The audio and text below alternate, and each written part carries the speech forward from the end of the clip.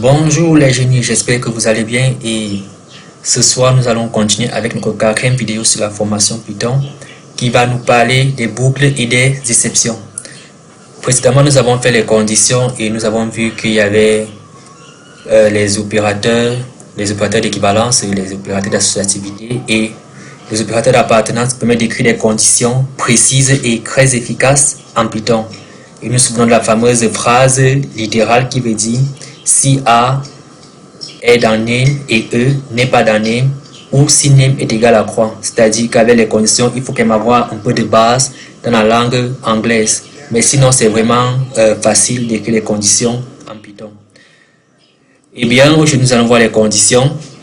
Et vous devez savoir que les boucles, autant pour moi. Et ici, là, nous allons voir que les boucles permettent d'exécuter une condition plusieurs fois en fait. Prenons par exemple un cas là où on a, on va prendre cet exemple, on a, disons, cette liste, c'est-à-dire que A est égal à liste range 10. Ok. Disons qu'on veut afficher chaque variable séparément. Qu'est-ce qu'on fera? On peut faire print 0, print 1, print 2, print 3, print 4, print 5, print 6. Vous voyez qu'en fait c'est long. On devrait écrire print plusieurs fois pour pouvoir afficher chaque variable séparément. C'est donc là que viennent les boucles, c'est-à-dire que les boucles peuvent exécuter une action plusieurs fois de façon automatique. Et cela nous fait également gagner beaucoup en temps dans l'exécution de nos codes.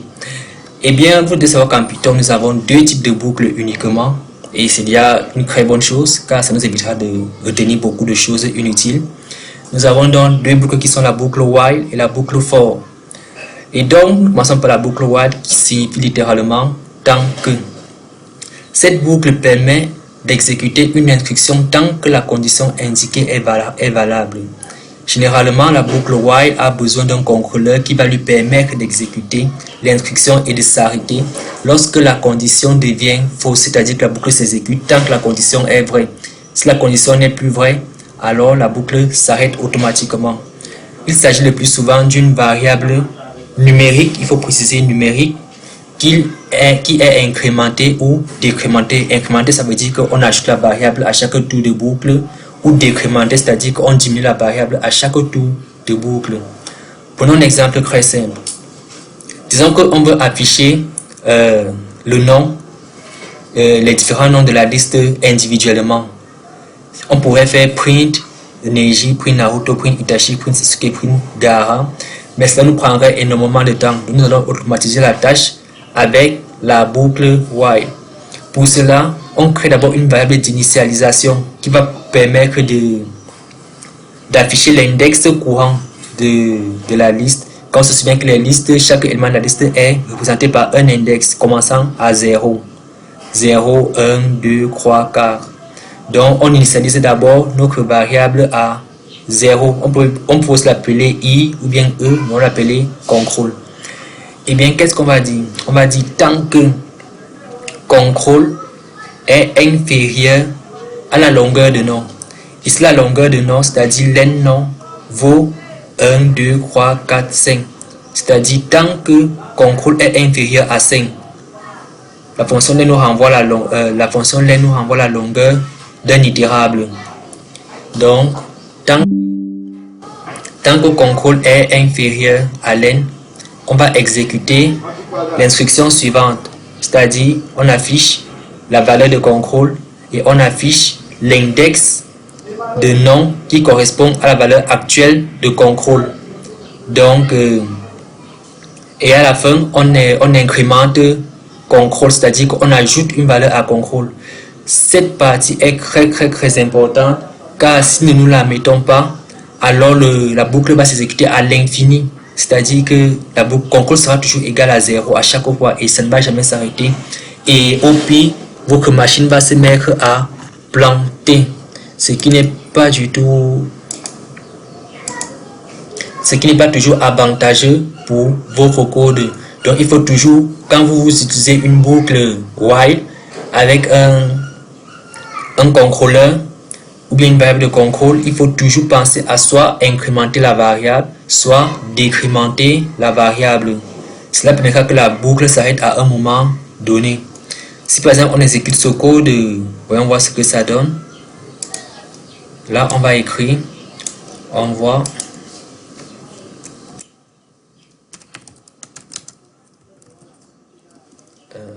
on a dit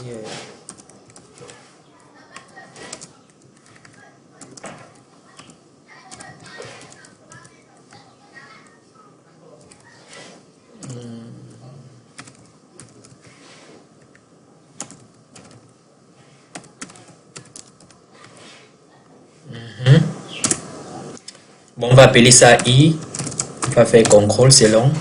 Donc on va écrire tant que i est, donc tant que i est inférieur à la longueur de nom, on va print i et non i. Et après on fait l'incrémentation, plus égale 1. Si on sort et qu'on exécute, vous voyez ça affiche tour à tous les valeurs de notre liste, c'est-à-dire 1, 2, 3. Donc c'est comme ça qu'on utilise la boucle tant que, c'est-à-dire ça va afficher l'instruction, ça va exécuter l'instruction tant que la condition est vraie. Et là on voit que la longueur c'est combien? La longueur c'est 1, 2, 3, 4, c'est-à-dire on a 4 éléments dans notre liste. Et donc dès qu'on atteint le quatrième élément, c'est-à-dire l'index 3, la boucle s'arrête. Parce qu'au prochain tour, il va valoir 4. Or, 4 est déjà supérieur. Or, il va valoir 4. Or, 4 n'est plus dans l'indexage de notre liste. Et donc, la boucle va s'arrêter. Nous continuons toujours avec la boucle while. While peut aussi être utilisé sans contrôleur numérique. Cependant, on associe alors le mot-clé break pour arrêter la boucle. Dans ce cas, la condition doit valoir true. Je m'explique. Si par exemple, on vérifie le mot de passe, par exemple, on veut demander à une personne d'entrer le mot de passe, et tant que le mot de passe est faux, eh bien, on lui renvoie le message que ancrer le mot de passe. Là, par exemple, on définit un password qui est mypass, et là c'est la variable, ça c'est le mot de passe que l'utilisateur doit ancrer. Là, qu'est-ce qu'on dit? On dit tant que le mot de passe est différent, tant que le mot de passe est différent de l'entrée de l'utilisateur, eh bien, on demande à l'utilisateur d'ancrer son mot de passe. Script ici là permet d'enlever les espaces au début et à la fin du mot de passe. Ensuite, on vérifie si le mot de passe est égal à l'entrée de l'utilisateur. Si c'est égal à l'entrée, alors on met correct et on casse la boucle avec le mot-clé break. Autrement, si c'est faux, on dit mot de passe incorrect et la boucle recommence, c'est-à-dire key input, ancrer votre mot de passe. Vous voyez que là, on n'a pas besoin d'un contrôleur pour incrémenter, mais on utilise une variable et le mot-clé break, c'est-à-dire on met une condition et un mot-clé break pour pouvoir arrêter la boucle quand la condition devient vraie. Bien quand elle devient fausse, ça dépend de nous en fait. Donc voyez, c'est la boucle while, on a deux types d'utilisation. Utilisation avec un contrôleur pour incrémenter ou décrémenter la boucle. Et ensuite, nous avons le mot-clé break et une condition qui vaut true ou false pour pouvoir stopper la boucle lorsque une condition établie dans le code devient fausse ou bien devient vraie. Ça dépend de nous. Ensuite, la boucle while, nous avons la boucle for. La boucle for en fait permet de parcourir les itérables uniquement, c'est-à-dire les listes, les types, les chaînes de caractères, les dictionnaires et les sets. Elle permet d'exécuter une instruction tant que A est contenu dans B, c'est-à-dire que A ici là, c'est une valeur simple, ça peut être un nombre, une lettre, mais B est toujours un itérable. B est toujours un itérable. A va alors prendre tour à tour les valeurs de B. Dans cette boucle, l'incrémentation est inutile car l'incrémentation est automatique. Nous prenons un exemple pour que vous compreniez mieux.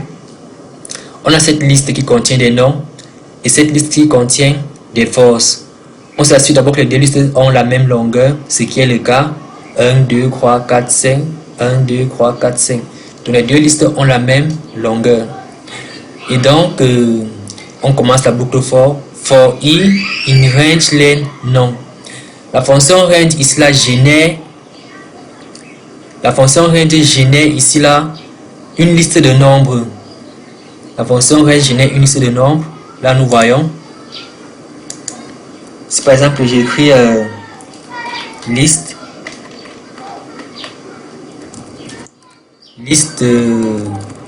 range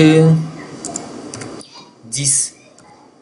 Ça va générer une liste de nombres qui vont de 0 à 10. 10 exclu donc de 0 à 9. Vous voyez là c'est 1, 2, 3, 4, 5, 6, 7, 8, 9. C'est-à-dire j'ai 10 éléments qui vont de 0 à 9. Donc c'est ça que c'est la fonction range. Elle nous génère une liste d'éléments. Et là qu'est-ce qu'on a? On a len nom, c'est-à-dire la longueur de la liste nom, c'est-à-dire 1, 2, 3, 4, 5. C'est-à-dire que range len nom va nous générer une liste de 5 éléments allant de 0 à 4. Donc on aura une liste de 5 éléments allant de 0 à 4. Et là, qu'est-ce qu'on va faire? For i in range len nom, on affiche, ça c'est la condition, là c'est l'instruction. Et là nous avons l'instruction à exécuter, print, on affiche non i, c'est-à-dire on affiche l'élément de nom qui correspond à l'index courant, c'est-à-dire l'index i courant, parce que i va valoir tour à tour, premier tour i va valoir 0, ensuite il va valoir 1, ensuite il va valoir 2, ensuite il va valoir 3 et enfin il va valoir 4.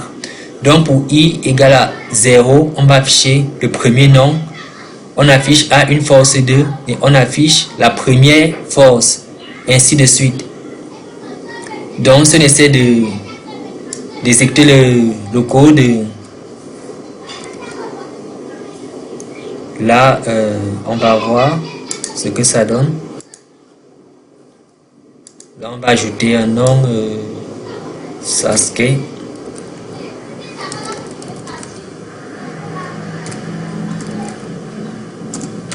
Voilà, là on change ceci, on fait les forces,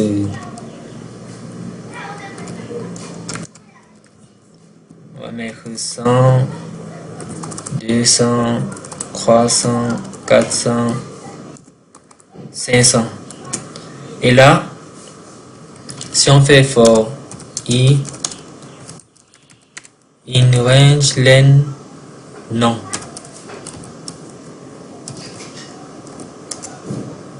on fait print,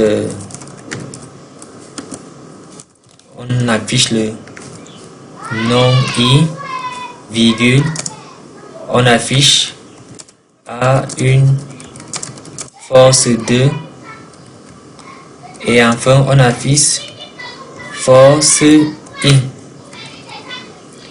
On exécute le code. Vous voyez que là, au premier tour, on affiche la première au premier tour, on affiche le premier nom, c'est-à-dire nom 1 qui est Neji, à une force 2, et on affiche force 1, c'est-à-dire 2, c'est-à-dire 100. Vous voyez qu'à chaque fois, on a le premier élément qui va avec le premier élément. Donc on a le premier élément de nom qui va avec le premier élément de force. Donc à chaque fois que i incrémente, à chaque tour de boucle, i augmente la valeur automatiquement jusqu'à ce qu'il ait atteint le nombre d'éléments qui lui sont fournis par range len non, c'est-à-dire 4. Donc voilà pour le fonctionnement de la boucle for. Et nous avons fini avec le fonctionnement des boucles en Python. Python a donc deux boucles qui sont la boucle for et la boucle while. Et leur utilisation est vraiment très nécessaire pour automatiser des tâches qui peuvent s'exécuter plusieurs fois. Et leur utilisation est également très facile. Et un petit conseil avant de partir, c'est que float et integer ne sont pas des itérables. Mais ça vous le saviez déjà, mais c'est toujours bien de le rappeler. Et donc, on se retrouve pour une prochaine vidéo sur